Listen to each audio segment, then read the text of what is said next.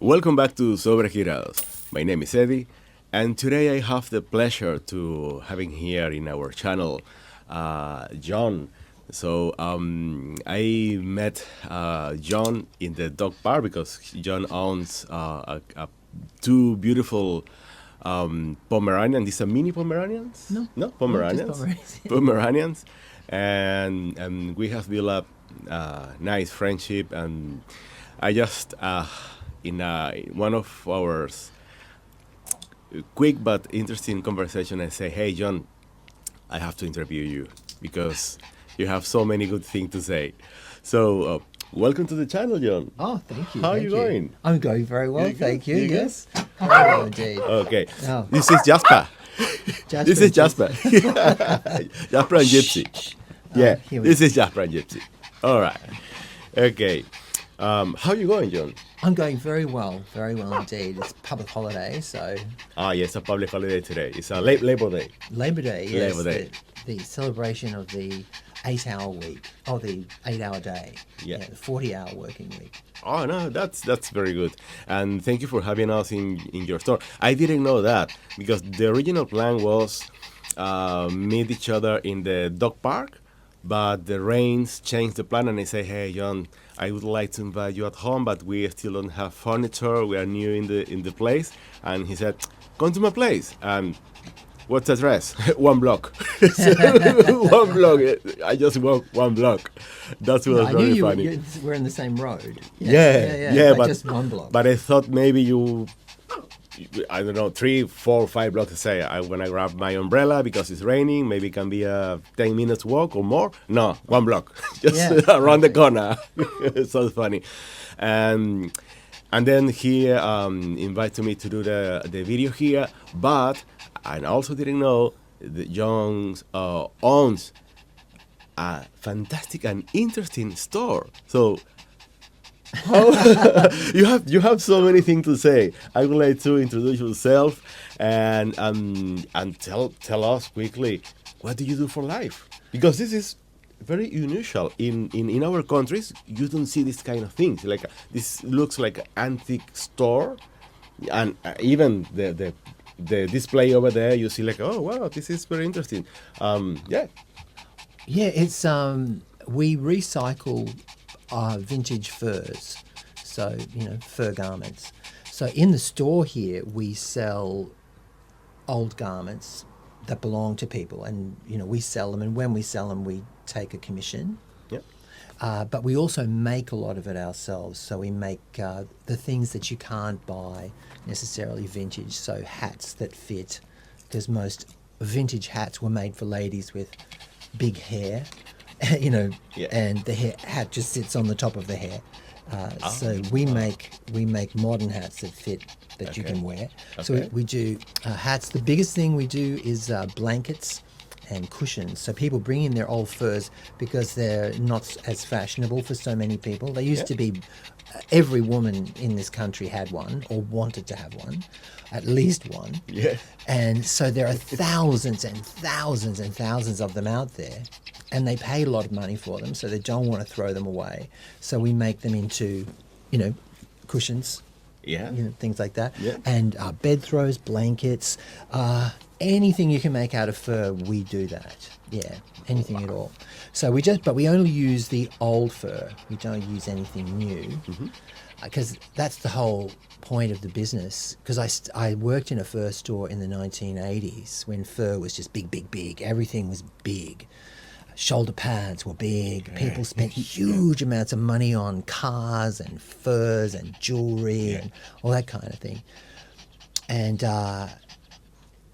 so there's this whole thing in Australia where we have all this former high-powered dress stuff. Yeah. So I've sold things for the wives of famous people. It's famous sometimes for the wrong reason, Like which one? For example. Well, you probably heard of Christopher Skase. He had a big company that went bust, and lost lots of people, lots of money. Yeah. And he ran away to Spain, I think Mallorca, with his wife, and hid from his creditors. And then when they tried to extradite him back to Australia to face justice, he said he was sick and he couldn't come. And his doctors said he couldn't come. And so Okay. he didn't come. And he did die. Yeah, Oh. he had lung cancer. Okay. And then his wife came back to Australia and she passed away here. But before she did, she gave us her furs to sell. Okay. And so, Which was maybe expensive. oh yeah, and they were very good. Expensive. Yeah, very good. They were very good. But she sold everything she had when once she got back here because she didn't have anything, so everything had to be sold. Can I ask you to quickly show me one of the hats, Oh sure. if you can, Which one? Yeah. just to show the audience what exactly you are talking about. Yes. So this is one of our our favorite hats. Okay. It's called Katerina. I made the original one for a lady called Katerina, and she was from Ukraine. And this was a style of hat that they used to make in Ukraine, but she couldn't get it anymore. Okay. They stopped making them. It has a round dome on it, this is made of mink. And then this is Russian sable around the outside, although the ones I made for her were mink.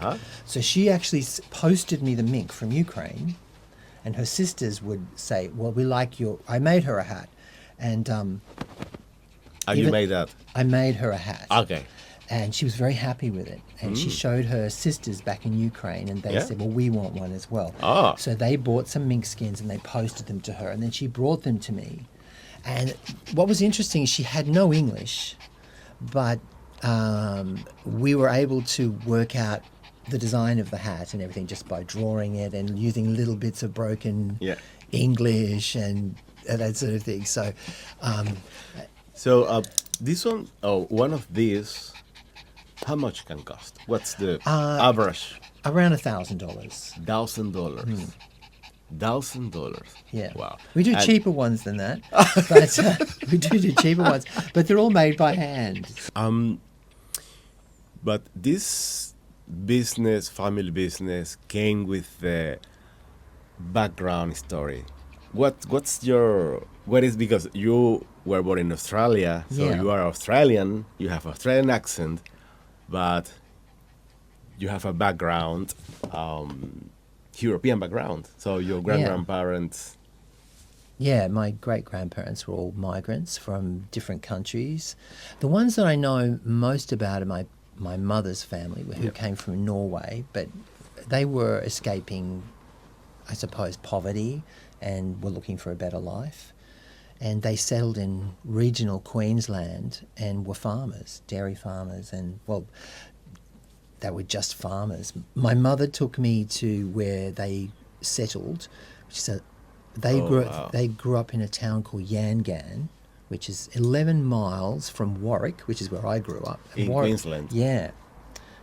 And outside of Yangan is an even smaller place called Frog's Hollow. And they call it Frog's Holler. Frog's Holler. Esa es una de las cosas que vamos a hablar con John. Él acaba de hacer una cosa muy interesante con los acentos en Australia. Y bueno, ahorita hay una pregunta de eso. Oh, sorry. Yeah, no, I understand what you're saying. Sorry. I'm speaking in Spanish. No, but I understood what you were talking about. Sorry, I'm saying this is a very interesting question because John speaks in a particularly Queenslander accent, which is one of the mate. That is one of the. Sit down. Yeah. Anyway, Frog's Holler. Frog's Holler. That's where they're from, and it really was just the old house was still there. It was really just one room, just a shack with a little veranda front and back in the middle of what was now a cow paddock. And strangely, at the same time, I was working at the Melbourne Theatre Company when I was 20 years old. And the story that the play that we were doing was On Our Selection by Steele Rudd, which is an old Australian story about pioneers, about settlers. And they had a pair of characters called Dad and Dave. Mm-hmm. And Dad was the one who settled the selection. So when they say on our selection, in those days they would let settlers select a place to make a farm and make a living. Yeah. So they would give them the land. Okay. And it was usually not very good land, but it was near where I grew up. And what was weird is that the play, the set, was this old shack, this old settler's shack, and it was exactly the same as the one that my great-grandparents lived in Frogs Hollow. It was exactly the same building, the same. Oh, wow. It was amazing. And they lived there and had, 8 kids in a one-room shack. But it's the most beautiful place you've ever seen. Wow. Like the country is just beautiful. And my mother still would love to take her for a drive around that area, Swan Fells. That's the most beautiful part of the world, and there's no one there. There's still no one there. No one there. There's no one there. Yeah, and that's what's so good about it. There's no one there still. And that's where my great-grandmother was the local midwife, and she delivered Granny Hanson, everybody called her. And she all I know is little stories about her that if she washed the dishes, she was doing davuska up. Davuska up. That's Norwegian for washing up. Oh, wow. Okay. Davuska up.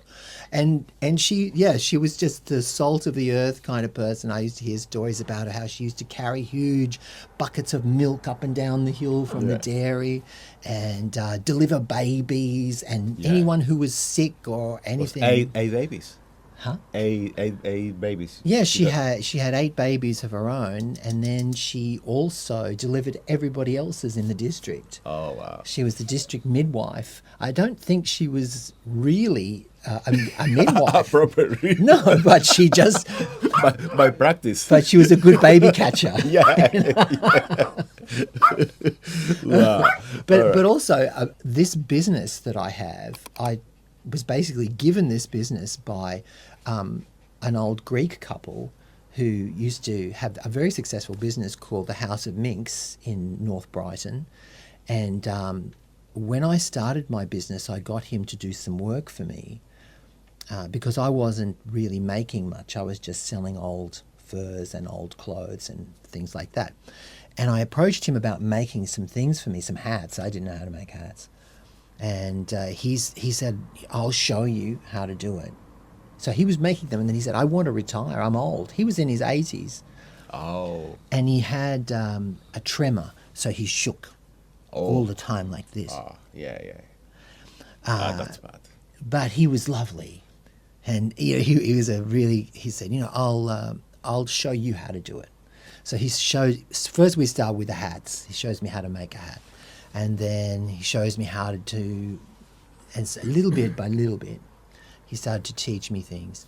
And he closed his business and he moved in with me, his business, and he moved into my workrooms in Chapel Street when I was there. And he would come in, say, 4 days a week, and he would teach me more and teach me more. Okay. And so he would make things, and he said, you watch me.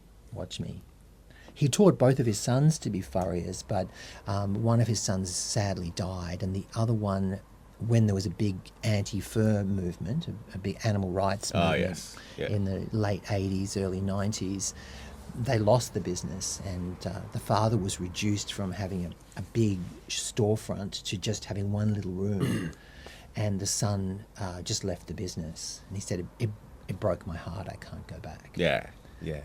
And so when the old man gave me the business, and he said, you can just have everything, all my tools, all my machines, everything, his son said, no, you just take it. If Dad gave it to you, it's yours. I don't want it. Oh, wow. And he even gave me the business That's name. a very but interesting I didn't take story. It's just wow, And if it wasn't for like a movie. if it wasn't for immigrants, there'd be no clothing industry in this country. It was so primitive until after World War II, when we got a huge amount of migrants came here from Greece and from Germany, Italy. yeah, Yeah. everybody who there was this huge drain of talent out of there, and they came with their suitcases full of tailor's patterns and fur patterns and all their intellectual knowledge, Yeah. and set up businesses here, and they were competitive and they were modern, and they followed the fashions. Yeah. And Australia was so backward until then. Yeah. It was so backwards. This is very interesting connection idea, because one of the main reasons that I'm interviewing John is because he, of course, for me, speak with a fantastic, delightful English for immigrants, which is very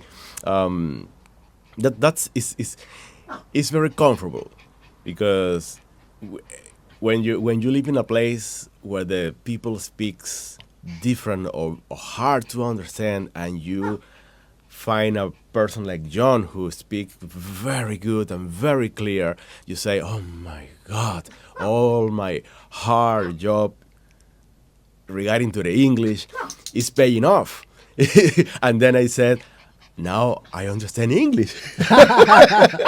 Well, only a small percentage of communication is words. Yeah, that's true. Yeah. That's true.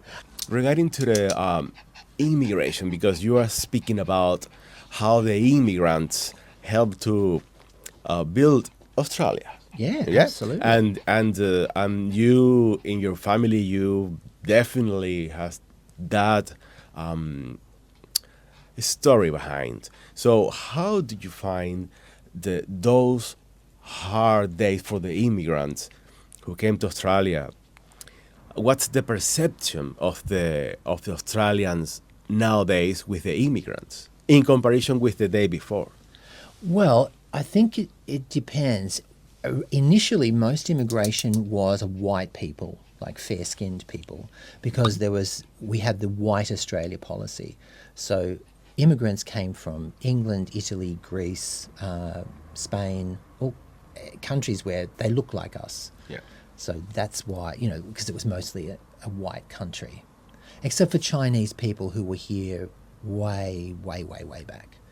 So I think that's changed because so you have this population that varies from here to here, and then you get there was this huge swell of migrants from Vietnam after the fall of Saigon and onwards from there, and so you're getting people who look different to you, Yeah. and they don't sound like you, and of course because they stand out, you can see them, and they're more visible, and so they're easier to identify, and so they don't blend in as well visually. Yeah. And they go, they stick together in enclaves.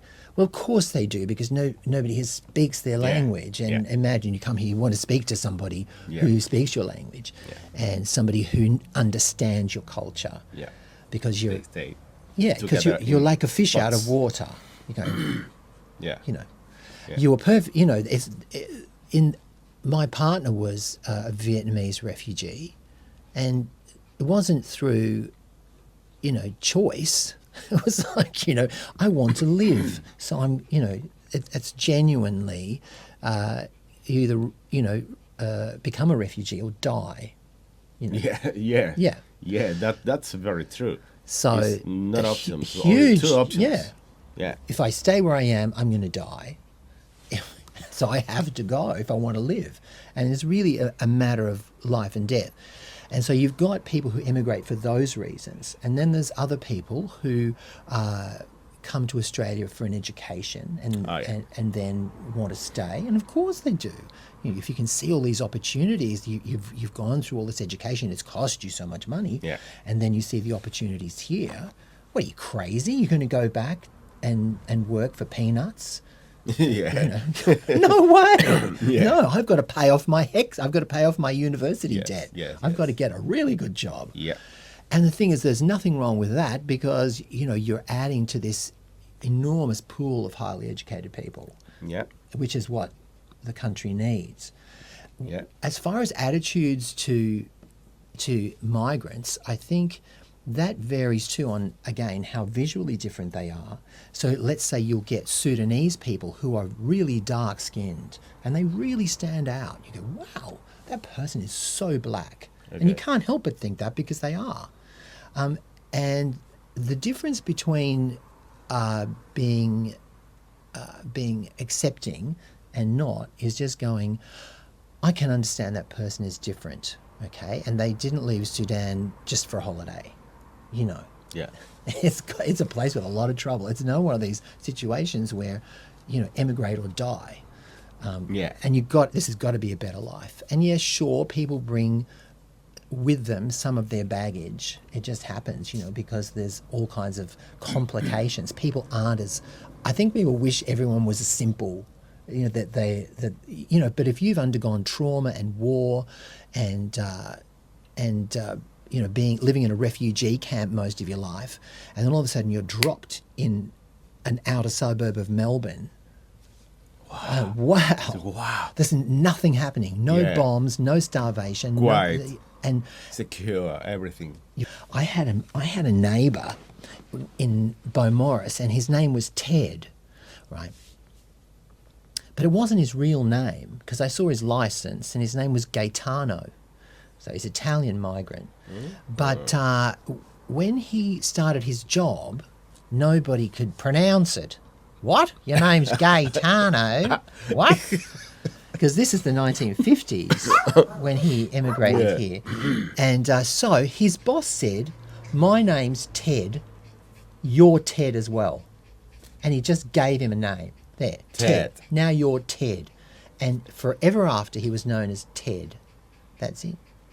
Wow. They just changed his name for him because Gaetano was too hard. Too hard. And, Yeah. Oh wow. So I heard some stories about how hard it was. If I'm not bad, years ago the Greeks was called in a specific way. I don't know. A wog? Maybe the Greeks. Yeah, grease balls, greasy Greeks. The greasy Greeks, yeah. Yes. And that's because the Greek people. Yeah, because they ate garlic and cooked with olive oil. Yeah. Same as we call the French froggies Yeah. because they eat frogs' legs. Yeah. It's stuff, a hangover from a long time ago. Yeah. But we still call them frogs, and we still call the English the poms. Mm-hmm. But that's a friendly rival. It's a friendly. Yeah. Okay. Yeah. I think the biggest leveler for Australians really is sport. And I think when we play countries like India and Pakistan and Sri Lanka and get beaten, in the cricket, Yeah. I think that's a big leveler for people. I think you see, doesn't mean you're better. Okay. Just because you're from Australia doesn't mean you're better. Yeah. Over there, if you go to India, cricket's a religion. Yes. Yeah. They take it way more serious than Yeah. us. And they've got this huge pool of people to Yeah. choose from, women and men, who are just like amazing at what they do. And I think Australia's changing, and I think it's a good thing, but it change. Not everybody's good at it. The problem that happens is often caused by politicians who are looking for popularity. They want to vote. They want people to vote for them. And they're the politicians of grievance. Similar to Donald Trump, he's a politician of grievance. They listen to people and say, what's your grievance? What annoys you? What do you hate? They go, everything costs too much, and this is wrong, and that's wrong, and everybody's Chinese, and there's too many cars on the road, and there's whatever it is, and they say, I agree with you, And they give them some, okay, so they don't know how to fix the problem, so they blame someone. Yeah. Hitler blamed the Jews. The reason you can't get a job and the reason the economy's tanking is the Jews. The Jews took all your money. The Jews have got everything. So hate the Jews. So get them to hate the Jews. Yeah. And get them to hate the gays and the blacks and anyone else who doesn't look like you or isn't like you. And that's the politics of division. And that's how they get people to vote for them. Because if you vote for me, I'll fix all your problems. Yeah. Oh, wow. And so we have people like Pauline Hanson.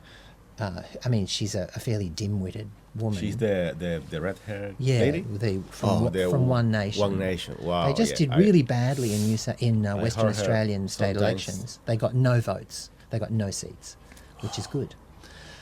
Which is That's very good because again, she's a parasite of a person who doesn't actually work. She doesn't do any work. What she does is she listens to your grievances, and then she finds someone to blame, and says if you will blame the immigrants because they're taking your jobs, which is bullshit. Because the jobs that they do, you'd never do, and most of them don't work anyway because they're too lazy. But anyway, so you'll get someone like her and they point the finger at someone else. And immigrants are easy because they're not an organised group of people. They're not an organisation. They're just people. There's people out there. Yeah. So you can blame things. You can say, it's all the woke people. What woke people? There's no group of woke people. It's just some, I don't know. They pick on things that, you can hate. So you can hate the woke people, you can hate the left-wingers, you can hate the migrants, and that's what they go for. And they're weaponising immigration. And that's what I think. Because those people, like Pauline Hanson, are parasites. They get money from the taxpayer to vent their spleens in the Senate and in Parliament and accrue power and money for themselves. Yeah. That's all it's about. So I don't think that the average person out there has a problem with a whole lot. They don't have a problem with woke people. They don't have a problem with gays. They don't have a problem with immigrants or anything like Refugees. that. They don't have a problem with that.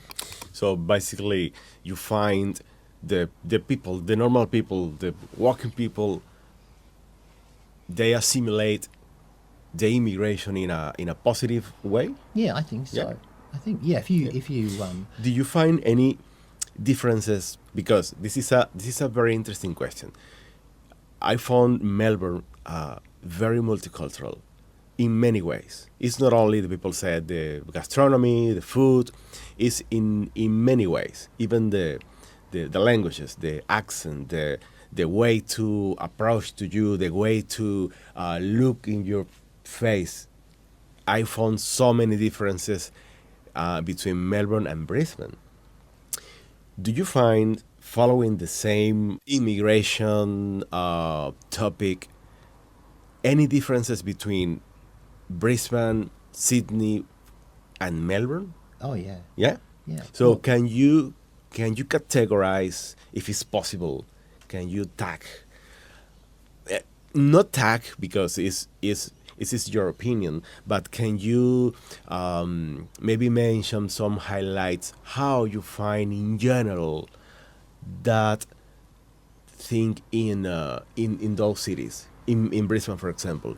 Well, I used to live in Queensland, Okay. but I haven't lived there for quite a while, and that was because when I lived there, we had a premier who was like Donald Trump. We had Joe Bjelke-Peterson, who nobody could get rid of. He was very, very corrupt. Eventually took a royal commission to get his government out. Yep. So the government was sacked. The police commissioner ended up in jail. It was it was really bad. The police commissioner, that was like so 40 Terence years ago? Lewis. Yeah, about 40 years ago. 4 years ago.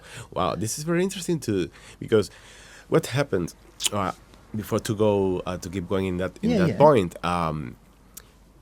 In our continent, in South America, in Latin America, is the corruption is absolutely high. It's extremely high, and we have the perception in countries like Canada, Australia, Japan, everything is perfect. the politician is fantastic, no corruption. That's the perception we Yeah. have because that's the thing you see on TV. Well, it's also because we have our system of government, the way it's set up, does have checks and balances for corruption. So there are ways around it. It's because we have the Westminster system where we have the power of the Crown still. So Yeah. we have a head of state who doesn't live here, who isn't one of us, which in some ways is a good thing. So when you call a royal commission into something, it's being called by the Crown, by the King in this case. So the King's Council can be engaged to oversee an inquiry and has judicial power over the country. So you can call a royal commission. That's why people want royal commissions, because they've got nothing to do with the government. Yeah. So if you have a government inquiry, if you get the government to examine itself, they're not going to find anything wrong. And even if they do, they'll pretend it didn't happen. That's true. Yeah, it's crazy. So if you have a royal commission, it's the Crown looking into the problem. Okay. So we have that, which America doesn't have, and probably you don't have either. No. So they were able to call a royal commission into the Queensland government into corruption, and it was found to be completely corrupt. So, for example, there was a huge racket in Queensland of rebirthing luxury cars.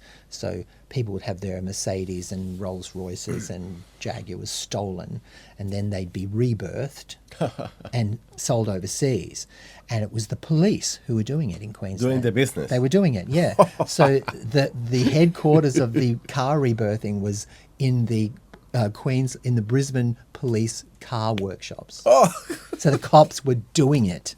my God. They were getting people to steal the cars for them, Yeah. and while they did all the Yeah. What a business. yeah. I was offered 2 jobs, one in Melbourne and one in Brisbane, and I thought I need to get as far away from Queensland as possible.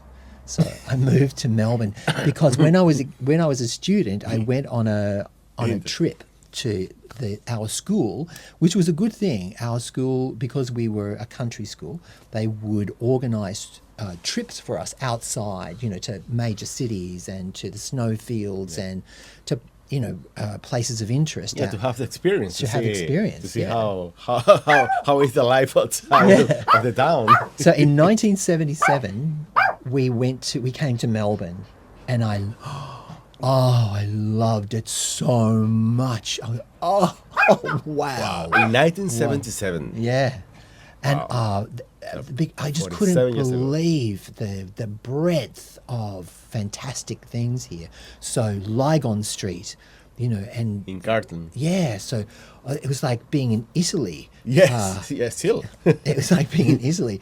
And like for a person from the country, I'd never seen anything like that. And cappuccino machines and people speaking other languages and being invisible, being able to walk down the street and nobody knew who I Nobody's was. pointing Well, where I grew up, everyone knows you. When I was a kid, my friend Billy and I used to go to this cafe, and we used to drink coffee and smoke cigarettes because we thought we were very sophisticated. we were teenagers, And by the time I got home, my mother knew. Yeah, because it's Oh, no. They would have rung her. People would have seen, yeah. there's Johnny Jackson smoking. Yeah. Oh, ring his mother. Hey, Mum, And you they- know what? And they say, Mona, your boy's down with Billy Wallace smoking at the Bellevue Cafe. So everybody knew everything. Everything. Yeah. And being in Melbourne, and nobody knew who I was. And you just get, you can just blend in and listen and watch. And then I remember going to Como House, and so you see all the different parts of Melbourne's history, and whether it's admirable or not. So you've got the history of the gold rush. You can see it in the architecture and the wealth, and like around here in Hawthorne where we live, very wealthy old suburb. I mean, there's houses here that that are fit for a pharaoh. I mean, they are amazing. Because it's all built on old money, old the gold rush and Yeah. minerals booms and all those people who took advantage of inherited money. Yeah. And you still get a lot of those people. It doesn't mean that those people are backward or anything like that or stuck in the past, but some of them are. I've had people say things here in this store because they feel at ease, and so they talk to me and they say things that shock me terribly racist, incredibly racist Wow. things in front of me.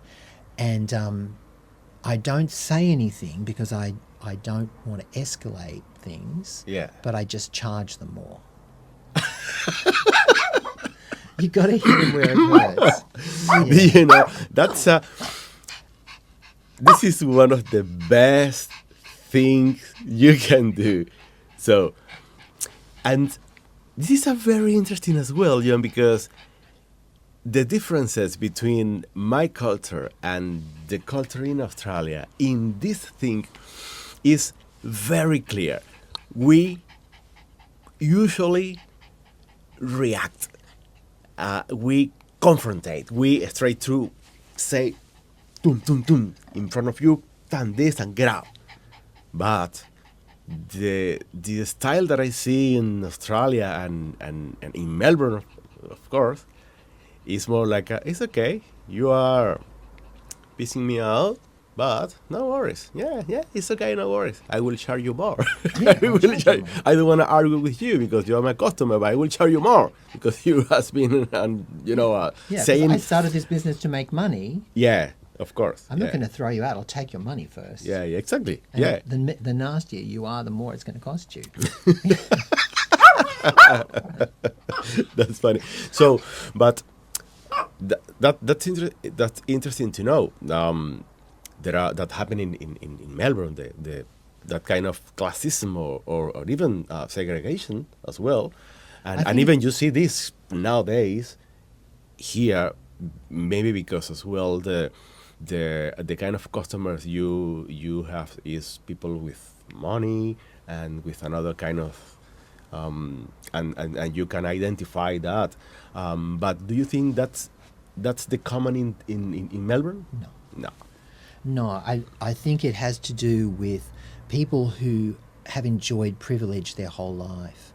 They've never, ever had to change anything in their life. Yeah. They've never had to adjust. They may have travelled, but they travel first class and they don't mix. And, they don't, I wasn't brought up that way. My parents, struggled a lot in their life to make money. And when they became successful, they didn't travel anywhere until they could afford to, and when they did, they really enjoyed it. For example, my mother would go somewhere and she would say, I just want to try everything. I don't want to, she said, they went there with some friends, I think, to Singapore or something. And they had some friends and they said, we don't want to eat the food here. We want to eat Australian food. And she said, why not stay in Australia? And what's Australian food? Vegemite with and she said, but what's the point in coming to another country if you don't sample the culture? That's the whole idea, And so they really enjoyed it later in life, I think. And we were brought up to not be like that. I remember my mother correcting people who would say things that were prejudiced or wrong. And I remember her saying, I said something once, I think I was just copying what somebody else said. And she said, don't you be so bloody ignorant. Oh, yes. Ignorance is a big trouble. Yeah. Well, was it Socrates who said, ignorance is something against which even gods are powerless? That's true. And you've got to wake people up to it. My dad had a friend who was a local bank manager, and he used to come for dinner at our place with his wife. And so you've got a bank manager. He thinks he's God, because he can decide whether you get a loan or not or whatever. And he was saying after dinner, and there's all of my whole family, my siblings and me, and my parents, and he was saying how he had denied a home loan to an Aboriginal family. Person, yeah, family. Yeah. Because if they had bought a house in the street that they were planning to, they would lower the housing values. He said, I can't grant the loan. Anyway, my brother, Drew, who's a real lefty, he arced up and he went, that's racist, you bastard, and everything. And my mother just going, don't, stop it, don't, you know. And we said, my brother said to her, but you don't agree with him, do you? She said, certainly not. She said, I think that's completely awful. Yeah. But yelling at people doesn't get you anywhere. Of course. He is prejudiced, and you yelling at him just makes him feel he's right. Yeah. Because he looks at you and you're, a university student with long hair. And that just confirms exactly what he thinks, that you're a lefty and everything, which he is. And we were outraged. But he just said that he was completely unmoved by the fact that everybody at the table thought it was horrendous. And my mother she was really determined that we would never be like that. She used to work at the tuck shop at the local high school. I don't know if you have that sort of thing, you know what that is, where parents volunteer to work behind the counter at the lunch. There's like a tuck shop, like a lunch where kids get their lunch. Yeah. And the parents are the ones who work there, the volunteers. Yeah. And my mother had been doing it because there's 5 of us. So we call cantina. Oh, cantina. Cantina. Yeah. So In Venezuela. in Venezuela. Yeah, cantina. Yeah. So yeah. Same. We would say we call it the canteen. Oh, yeah. Yeah. So my friends are going, you going to the canteen? And go, yeah, get us a pie, say, Get us a pie. get us a pie. And my mother hated doing it because my eldest brother is 11 years older than me. And so there's 5 of us. So she worked as a volunteer at the tuck shop for a long time. And she hated it. But anyway, she went there. And So that was in Queensland. yeah, in Queensland. Okay. So nowadays, do you recognize or do you believe or do you think Queensland, particularly Queensland and Brisbane especially, because it's the main city with a high population, in terms of this immigration relation, they feel really comfortable, more than here, less than here? I would imagine that the majority of immigrants don't choose Queensland for a reason, and that's because traditionally its politics is conservative most of the time, and conservative governments tend to be less favourable to immigration.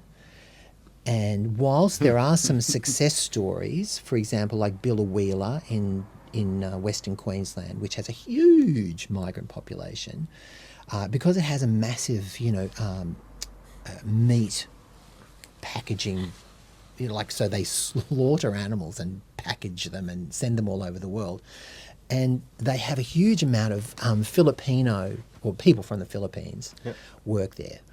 So you'll get some isolated instances of country towns that are dying because all the young people leave because there's nothing for them there, same as me.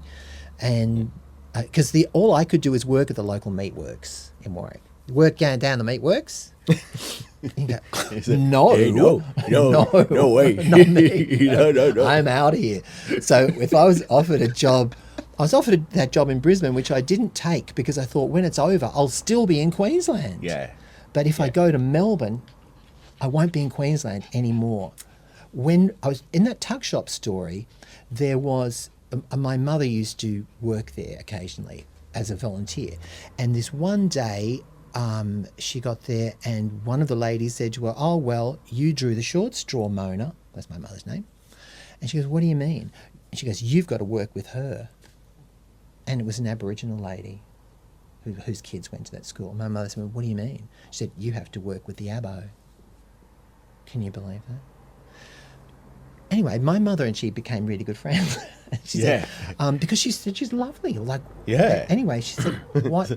And she said, so my mother went on a total she went completely psycho over it. And she came home from doing it in the afternoon. She used to do a lot of things, and she came home and she said, "I need a whiskey." And she sat down and she had a whiskey and she said, "I am sick and tired of the prejudiced bitches in this town."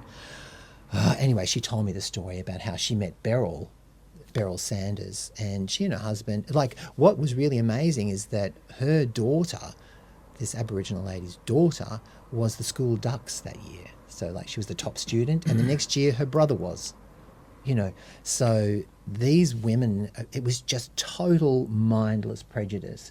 But all of that is learned. I grew up in a really racist environment, especially against Aboriginal people, against anybody who wasn't white, really. Every Abo jokes, Dago jokes, just making fun of people from other cultures and things, like being, Ching Chong Chinaman sitting. I mean, it's fucked. Bad. It's awful. It's awful. Very bad. It was really awful when my partner was Vietnamese, and you'd get people yelling out of car windows, "Ching Chong Chinaman," and you think that was 2007, and I'm going, what? Are you kidding me? 2007. Wow. In Queensland. Wow. And have people lean out of car windows and call you a pufta, all that kind of stuff, just while you're walking down the street. And it's a thing I read about called minority stress. Like, it is. But minority by minority by minority, you get a lot of stress. Because, it's happening every time, every day, every week.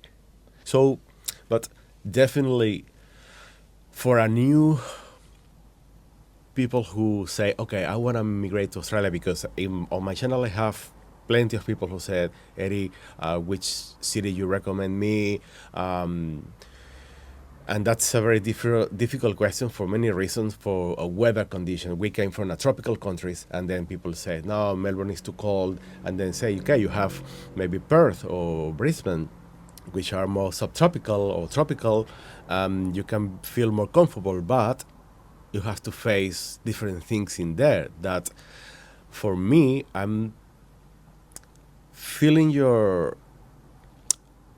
I'm understanding you much better now, like Australian, like a person who grew up in Queensland in a small town, in those years where still even in this country the segregation and racism as well was clearly on the roads, and then you left that place and moved down to Melbourne, and you found Melbourne in those years even more open, more kind with everything. And I think nowadays still happen the same, a little bit. Look, I think everyone who moves somewhere looks for their tribe. Someone who thinks like they do, someone who, well, it might be they speak your language, or they might be, they're empathetic and they understand you and they value match with you. Yeah. And that's what I think you've got to look for, rather than the climate or anything like that. So you've got to find, I came here because I got a job here, but I loved it. I much prefer the weather here than Queensland.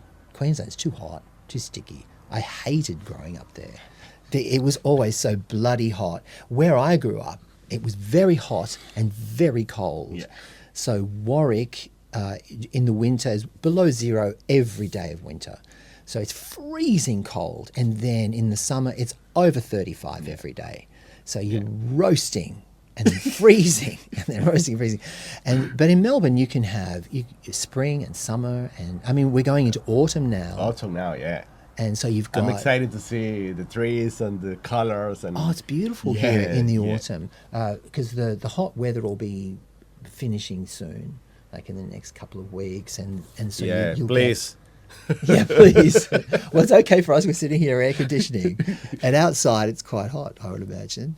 But you get these beautiful autumn days, and then in October you get all the jasmine in flower, and the winter. I love the winter.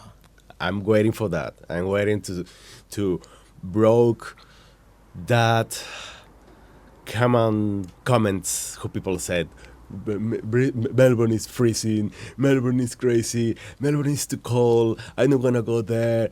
And say, come on, I wanna see how bad people says Melbourne is. Oh. And I said, it's not -20, it's not snow on the roads. No. It's and also John is saying in Queensland, in Warwick, yeah. Warwick, the town who came from, is colder than here. Oh yeah, way colder than in here. Queensland. Yeah, it's colder than it's here. Altitude. So here we're at sea level in Melbourne, and so it's cold because we're closer to the South Pole, like we're close to Bass Strait, and that's why we're cold. Yeah. But in Queensland, you're cold because for example, there's an area near Warwick called the Summit, and it's 1 kilometre above sea level. So 1,000 meter high, yeah. So it 1 kilometre high. So it snows there. So a guy who works for me here, Vlad, he's from there, and it snows. Stanthorpe, the granite belt, it snows there. It's regularly, 10 below in the wintertime. So they grow lots of grapes and stone fruit and things like that there. And then Warwick is still high enough for it to get very cold. So when I was a kid and we had cattle and horses, and in the morning I would have to go and smash the ice on the drinking troughs so that they could drink. Yeah, you see. But you said there are different things you can think about first in order to choose the proper city in Australia. It's not only the weather. Yeah. So can be things like opportunities. Yeah. And also how gentle or how hard can be the adaptation with the locals in terms of segregation, because that's true. That's a reality. I think. See, my friend Simon Palomares, he's a Spanish comedian. So he is Australian. When he first started doing stand-up comedy, he's very successful. He does the cruise ships and everything. So he's bilingual. So he does, he does his gags in English and Spanish. Yeah. And he used to call himself Simon Palmer because Palomares was too hard for people to say. Okay. What? How do you say your name? So, he called himself Simon Palmer. And a lot of people used to do that, would change their names because Australians couldn't say their names. So my friend Tommy Kolinsky, when her parents came to Australia after World War II, in immigration, they couldn't spell Kolinsky, so they call him Collins. Collins. So they go, no, Kolinsky. No, Collins. Glovinsky, Glover. Yeah, just change the name. Change the name. Yeah. Well, my name is my full name is Edilbert. Edilbert. Yeah, Edilbert. I saw that on your email. Edilbert. And that's how you say it. Yeah. So, but all my family just call me Eddie. Yeah. Always. Not and Bert. then Eddie, no Bert. Yeah, no Bert. Can you imagine Bert? But Eddie is a common name in English. So Eddie. So Eddie for Edward, short for Edward, Eduardo. Yeah. So some people you can say Eduardo. I say Eduardo is not my name. My name is Edilbert, and they say what? Eddie. That's why here everything. I don't know. That's a cultural thing. And your surname Monilla. Montilla. Montilla. Yeah. Because I say it sounds like Montilla. Yeah. So, you see? Yeah. So I was thinking, Monty. It's like, I was going, oh yeah. but change letter. Yeah. Yeah. I want to challenge you right now. Yeah. Okay. I have one of the subscribers. People text me on Instagram. They text me by private message, and I got this person, but I would like you to read this in Spanish because this is an interesting question, and maybe you can answer this person. He is because he is a little bit concerned about. This is. Can you please read this? Okay. So this is his name, Junior, and he's asking this. Try to read this in Spanish. Hola, ¿cómo están? Soy venezolano. Venezolano.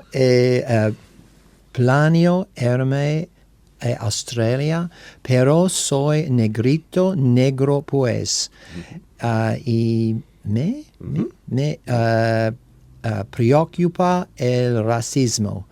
¿Me podrías decir algo sobre el racismo en Australia? Gracias. Did you understand something? Yeah. Okay. So he's concerned about racism. And he's a black. He's Yeah, a Venezuelan. he's black. He's a black person. Yeah, he's a black person. And he is, yeah. Can you tell He him goes, hello, something? how are you? From Venezuela and wants to come to Australia. He's black. He's preoccupied with racism, and he wants to know, is it racist? How racist is That's Australia? a perfect translation. What I can you say? I don't know Spanish, but Italian a little bit. A little bit, but you read perfectly. In a short sentences, what can you say this man who is planning to come to Australia regarding to this? Well, there's things that you can't change. So if you're a black person and you live in a society where you are a rarity, so you're unusual, you're probably used to that. And I don't think it would be any different in Australia. I think it also depends what you do. If you're a black person and you're in fashion and that kind of stuff, if you look good, if you're good looking, you can do whatever you like. But it really depends what you want to do. I don't think you can't change your color. You can't do anything like that, but you can use it. Being unusual isn't necessarily a bad thing. Blending in isn't necessarily what everybody should do. And it just really depends on what you're like. I mean, every country has racism. But I think being black in Australia, I don't think that's a problem. No. That's a proper good answer because I feel the same. So my wife and I, we never had any issue with the racism.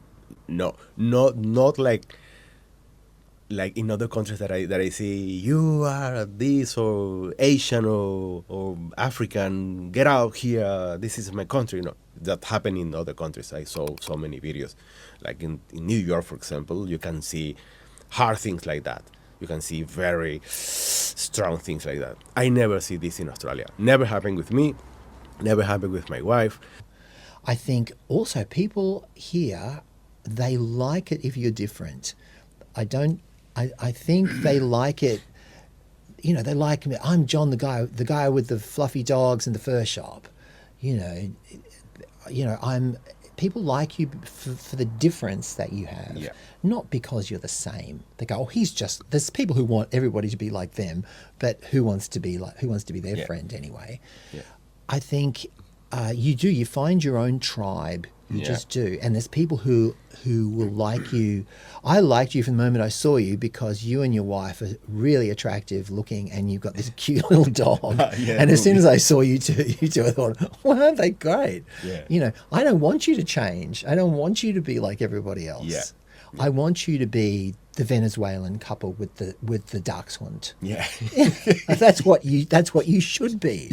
You know, I don't want you to change. Yes, yes. You know.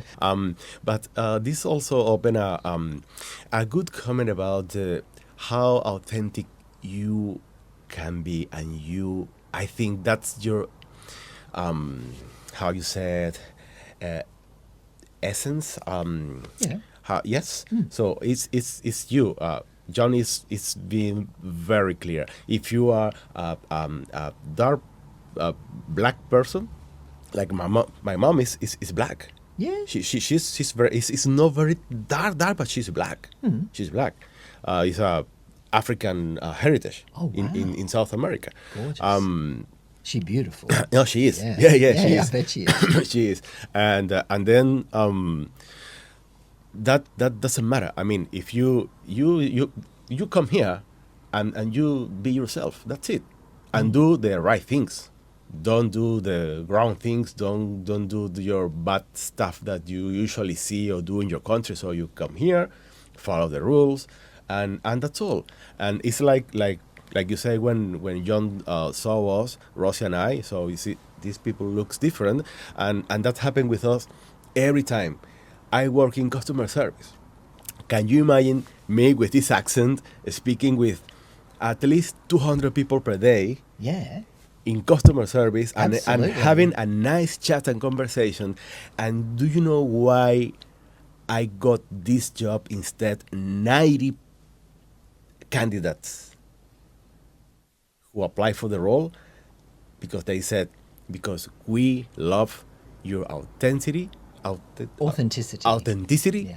authenticity, your energy, your accent is fabulous. Yeah. But your energy is high, and your enthusiasm, and you can't buy that, because that's you, and that's Yeah. why we choose you, Eddie. Yeah. And we say, what? Absolutely, I'd give you a job in customer service. Absolutely, because absolutely exactly what they said. You know, because you give. There's things that you're good at, that you have the attributes for, Yeah. and that's what you should do. Use what you have. Yeah. Don't try and On favor of yourself. rather than toning yourself down or whatever. Don't do that. No. Because people, Rising up, yeah. yeah, and but you have a great look. Yeah. You look like a guy from the front of a romance novel, and so they know women are going to love you, and as soon as you could make them ovulate with your accent. Women, they just go, oh, whatever you say, I'll do it. Yeah, Yeah. and you are very true with this, because we got service because I work in a car dealership.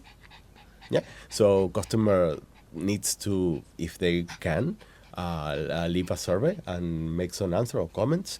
And in one comment, I'm assuming it was a lady, I don't know, this person wrote down, the good-looking man in the concierge area with that lovely manner and way to meet me, and, and then the sales manager just came, just like laughing and say, "Hey, Eddie, did you see the comment in the survey? That was you." They say, "Yeah, that was me." Yeah, that's what. And that's they the say, thing. we love that. We love your way. We love your Latino bubbling style. I joke with the people. I engage with the people, John, in 1.5 seconds. People walk in, instantly, body, energy, Yeah, but you have that face, just naturally. and just tun, tun, tun. And people engage with me. Even people came sometimes angry or like, I came to serve my car, and then I noticed that, now let me change this, and I do things, and people react like a mirror, Yeah. mirroring me, Yeah. and that's fantastic, and that's a very interesting way to to it's like if you are in your country now, in Bolivia, Peru, Argentina, Chile, and you are wondering how can you adapt yourself in a society like this in Australia, I think the best thing you can do is be yourself, because that make you unique. Yeah. And people here love that, and John is saying that. So people here love that because it's different. Because bring to this society brings new things, which is to enhance and enrich more the culture and the and everything here. Yeah, because I mean, imagine Lygon Street without Italians. It's not like on street; it's a street. It would just be a street. But it's so Italian, Yeah. And imagine if the Pellegrinis didn't open that cafe. Imagine if all those fashion houses, all the Jewish people who came here after the war and set up all the fashion houses in Collins Street. Collins Street, yeah. They, not that it's like that now, but that's why all the fashion is there, because it's always been there ever since World War II, since all the migrants came. And otherwise, there'd be nothing here. There'd be nobody here. It'd be the most boring country on the planet. Yes. I was walking yesterday in the CBD with Rosie, and I said, "Hey, Rosie, look at this street. It was a busy street. Look at this. How many white people or how many Australians can we count here?" And we said, 1, 2, maybe 95% overseas people. And I say, can you imagine this street without overseas people, without immigrants? It's alone, boring, the business maybe close early. Oh, yeah. But we realized and said, oh my God, this is alive right now, because all of these immigrants who are in Australia doing something, having a degree, working, whatever, but they are here. Isn't it? I think, isn't it time that, because you said how many Australians are here, right? It's how many, you're saying how many white people, like how many Caucasian people are here. And really, if you asked all those Caucasian people, you find a lot of them were migrants, or the children of migrants as well. And actually, you probably find the majority of them are Australian citizens. Yeah. Really. Or Australian residents, or trying to be. Yeah.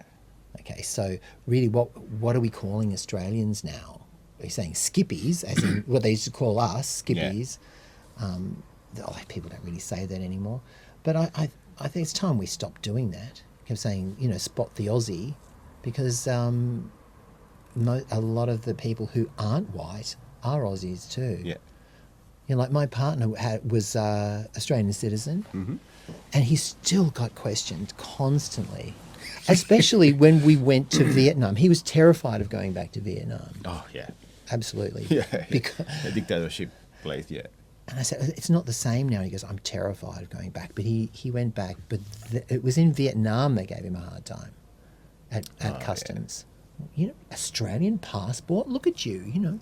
No, you're Vietnamese. No, the passport says I'm an Australian. Yeah, yeah. Right? So, yeah, he's an Australian, but people still go, oh, he's Vietnamese.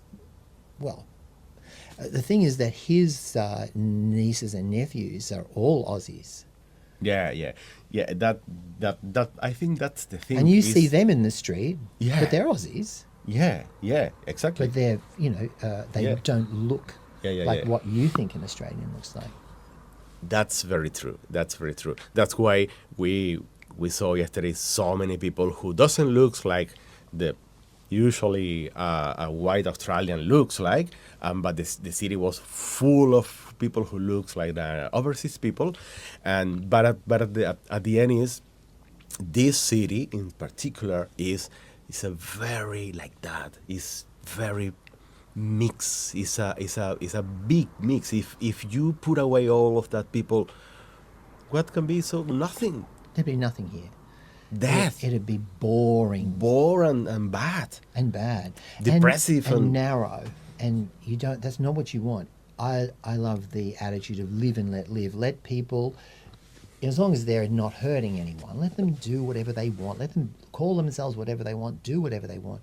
It's not going to hurt me. It's just going to make my life a richer thing. Yeah. You know, I don't want things to be dumbed down and turned back into white bread. I don't want white bread anymore. I want all the spices Yes. of life. Yes. You know. Yeah.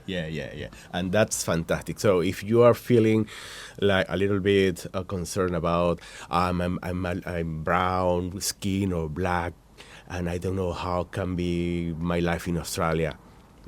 No. Use that on your favor. Use that like your strength. Use that to be different and do the right things, like John says, and you can become very successful here because it's happening with us as well. So look at me right now having this fantastic conversation with John in his store, and we met each other 4 or 5 weeks ago, and now we are developing a friendship. We have good dogs. Is everything happening with my dogs? As I call John, hey John, where can I take Ruby because it's happening with Eddie? Go to this vet because it's the best one, or so many things. It is part of the integration. So be yourself, no worries about that, and adapt yourself. We have high level of resilience. In Latin America, the resilience is very high. So you can resist, you can adapt yourself, and you can use everything in your favor. Yeah. John, now another common question is the English. Yeah. The English accent. I didn't know when we choose Brisbane, like the city to land in Australia, 9 years ago.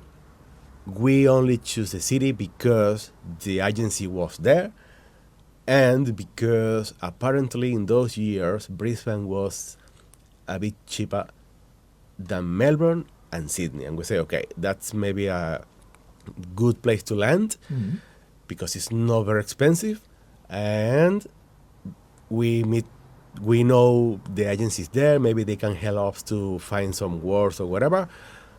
No, we didn't know anybody, so nothing, zero contacts, anything. And that's why we choose Brisbane.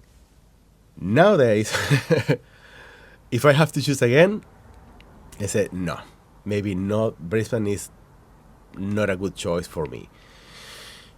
For different reasons, but especially for the accent.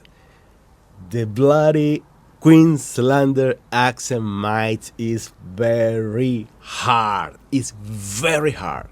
If you learn English online, listening the American accent English, and you go to Brisbane, that will be a horrible experience and horrible headache because you are learning. And when you listen that differences, those absolutely weird words that you say, how can you call the Ford Ranger, the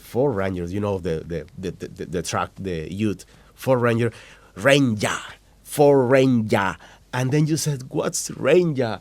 Look, things like that make your experience harder.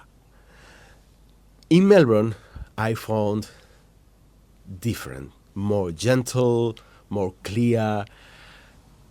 What can you say about the Queenslander accent? And also, I will challenge you. You have to answer me this, speaking like a Queenslander. Oh, geez, mate. In Queensland, they lower the palate and they talk like that. And it's a bit slower than everyone else. And you have an upturn at the end of the sentences, like that. And where we come from, you get a lot of people who talk out the side of their mouth, that kind of thing. So you can't really see their lips move and that. And so you get people who talk like that. And then in Tasmania, you get people gee, they kind of talk like that, you know. You get, gee, I'm from Tasmania. Yeah, they so have, I mean, I'm exaggerating because, But sounds like that, yeah. but you've got to adjust your listening. It's the same in America. They have different versions of accents, you know. Yeah. So they have the regular kind of one that everybody talks in, you know, kind of mid-Atlantic accent. Yeah. And then you got people from the deep south, and they talk like that, you know. Yeah. And then in Melbourne, you have different accents as well. So you get, you know, you'll get so working class accents, and then you'll get upper class. Sort of in Melbourne, we have the Melbourne drawl, where they drag words out. Okay. Okay. Yeah, so you kind of In drag Spanish it is out. mandibuleo. Yeah. Yeah. Okay. So we do get that, you know. People from other states notice it when they get here, that we speak in a different way.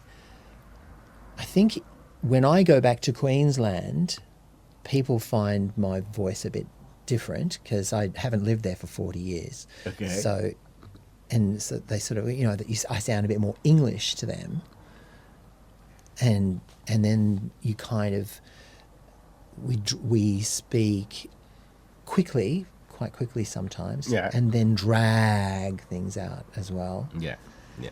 So it's different. You just have to. It's the same as anywhere. Every country, even in South America, you have different accent. Yes. Even in New Yeah, Zealand, they have different accents as well. So you get people, you know, who are like an upper class accent or educated accents Yeah. and then you get, you know, the ones who go, "G'day," you know, with all those really strange South African sounding vowels, yes. and you know, it's really weird. Yeah. Well, honestly, I really recommend you, if you want to have a better, smooth experience with your English, which is the big thing. You know, this is a topic who everyone is asking me on the channel about the English, about the accent, because they know the Aussie accent is hard. It's not easy, but can be harder in some places. I find Brisbane definitely different than here in Melbourne. And if you ask me now, I will tell you, if you want to come to learn English and have the experience in an English country, maybe Brisbane is not the best place to go, because can be harder for you, because you have to work, you have to do things outside, and when you go to the reality, when you go to the streets, you will face difficult times. So that was my experience. That was my wife's experience as well. And we find in Melbourne, I don't know how it's in Sydney, but in Melbourne we find that much easier, which makes your life easier and your life better, because when you are an immigrant, you are suffering of many things: separation, anxiety, many things, and when you have the trouble with the accent, is make everything worse. That's why people land here, stay 2-3 months, and then say no, impossible. That happened with a couple from Venezuela. They came from Argentina, and they couldn't deal with in Brisbane, so they left the country in 3 months. Oh. They say no, this is too much for us. It's no, and they left. And they was channel subscribers, and they contact me on Instagram, and I met them. We make a video with other people who follow the channel as well. And this couple in particular, they left. They say we can't deal. This is very different. It's understandable. I couldn't live there either. I don't want to live there. And in Brisbane. no, no way, no way. This is my opinion, and now John's opinion about this. Well, it's not a place I would choose to live. I left Queensland 42 years ago because it's not my kind of place. Yeah. And it's not, for me, it's not just the accent. I don't like the weather much. And I've got to say, culturally, it's not enough for me. It's I find it's very a monoculture, whereas here, we have everything, and I love being part of a big thing. I don't want everybody to be like me. I love the fact that, like where I used to live in Fitzroy, there's, Spanish Festa every year, and there's Lygon Street, the Italian Festa, and there's a Salami Festival. We're a festival for everywhere. For everything. And, that we have gay pride, and we have all these fantastic different things which you can either take or leave. You don't have to do anything. You don't have to participate if you don't want to. Yeah. But there's so many things. Yeah. I've got friends from every corner of the globe, and I like it that way. I came from a really boring, small, white bread town where nothing happened. Okay. And I don't want to go. I don't want to go back. No way. John, how you told me those maybe rivalry between Queensland and Victoria that I think is related as well with the sports. Oh yes, Sports yeah. and how the Queenslander call the Victorians and how the Victorians call the Queenslanders. Well, this is a funny thing. There's an old song called "South of the Border, Down Mexico Way," and so they call us, because we're south of the border, they call us Mexicans. So, Queenslanders or people from, let's put a city name, people from Brisbane, maybe can call a Melbourneian Mexican. That makes sense for you, a Mexican. So, hey, Mexican. Yeah, bloody Mexicans.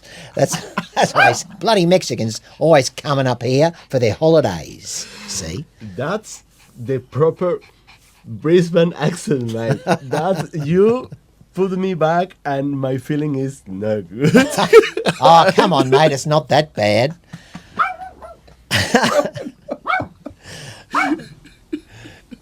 And in Victoria, we call Queenslanders banana benders. Banana benders. Because we believe that's all they're good for, is putting the bend in a banana. That's what they do up there. But this is at the same time, this is linked with an sport rivalry as well, right? Yes. Which is the footy? Well, yeah. So these days in Victoria we have rugby league, but prior to that, it's a kind of a new thing. It's newer than AFL. Mm-hmm. So the Australian rules football is completely different to what's played in New South Wales and Queensland. So they play rugby league. There's rugby union as well, but it's mostly rugby league. So you've got Queensland versus New South Wales, and now Victoria plays as well. But our principal game is Australian rules, and we now have spread to the AFL. It used to be called the VFL for Victoria, Victoria Football League, but it's now encompassed the whole of Australia as well, and now Tasmania even. Mm. So but definitely there are sport. I think like a cultural factor of sport who is related as well with the culture. It's definitely part of the culture. It's part of the fabric of the culture. Yeah. And that's the great thing about sport, is that it creates it turns a rivalry into a unity. And I think that's what we all have in common, is the rivalry. And, and it's a good way of channeling rivalry, because there's always the Sydney-Melbourne thing. Sydney thinks it's better than Melbourne. Melbourne thinks it's better than Sydney, because Sydney is an older city than Melbourne. And Melbourne was a rebel settlement at one point. So the colony of New South Wales was what Australia was. It was a colony, New South Wales. That's all it was to begin with. And these people kept leaving New South Wales and going to it wasn't called anything. It was. Yeah. And later it was called, they went, okay, they can't stop people from going there. We'll let them stay there, and we'll give it a name and give them a city and leave them to it, because they couldn't stop them. So they just colonized it themselves. And so they always think they're superior to us. you know, because Sydney is older and that Yeah. was the birthplace of the nation and all that sort of stuff. So they think they're better. I don't think so, or maybe I'm not sure about that. I don't know. Maybe Melbourne for me is the city number one in Australia. I do. Well, see, the thing is, I think so too, but they think they have topography on their side. So they have the world's biggest and most beautiful harbour, and it is the most magnificent place. Like, for example, if you had to pick the most beautiful, physically beautiful place in Australia, is New South Wales. Country New South Wales is just the most beautiful place. You know, it's the Blue Mountains and all the rural areas are just, wow, they are really beautiful. And Sydney Harbour is the most beautiful thing. I mean, wow. It is breathtaking, especially from the water. When you're on the water and looking at just go, I can't believe this is a natural harbour. This is real. And imagine when they came in those old wooden ships 250 years ago and went, wow, this is incredible. And it is the most incredibly beautiful place. And all these little bays that run off there. And there's people living there and you think, oh, how beautiful would that be to look out at that beautiful harbour every day. And of course, so they have that. That's all they've got. They have physical beauty, but Melbourne has the culture. In other words, Melbourne is better. Well, yeah, it's been voted the world's most livable city how many times? Oh yes. The people know. I spoke about that. There is a ranking. This is it's a British ranking, I think. They qualify Melbourne like 7 times the best city in the world to live in so many categories. So definitely, Melbourne is fantastic. Sydney, honestly, I don't like Sydney. Well, I don't like. Sydney moves at a much faster pace. If you want a really fast-paced life, like high-pressure life, Sydney. For you. If you want to step back a bit, but you still want to be in a multicultural city, then Melbourne. Mel. How you call or how people call Melbourne? Because Brisbane is breezy, Melbourne is Melbourne. Oh, Mel? No, Melbourne. just Melbourne. Melbourne. Melbourne. Because Tassie, Tasmania, Tassie, Brisbane, breezy, Australia, Aussie. Oz. Yeah, Melbourne is Melbourne. Victoria. Okay. We don't change it. No, because Lord Melbourne was Queen Victoria's first, he was her Prime Minister. So when she was on the throne, her right-hand man was Lord Melbourne, and so the state is called Victoria after the Queen, and the capital named after the Prime Minister. Yeah. Who came from the UK, yes. Yeah. I know the story about that. And that's why we still have a king as head of state. Yeah. Yep. Yeah. So lastly, any recommendation, John, you can give to someone who came especially from South America, so Spanish base first language? Any recommendation in general to come to live in Melbourne or in Australia?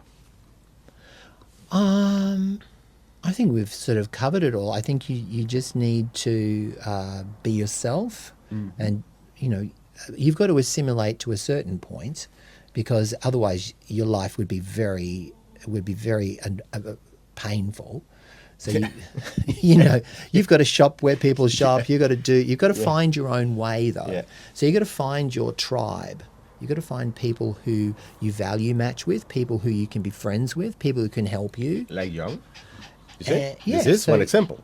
So you'll meet people and you think, well, I think the same as this person. We value match. This is a good thing, and you'll make your own little family. You'll make your own little way. You don't have to be exactly like everyone else, because it's often people's differences that have your real worth. Your real worth is you.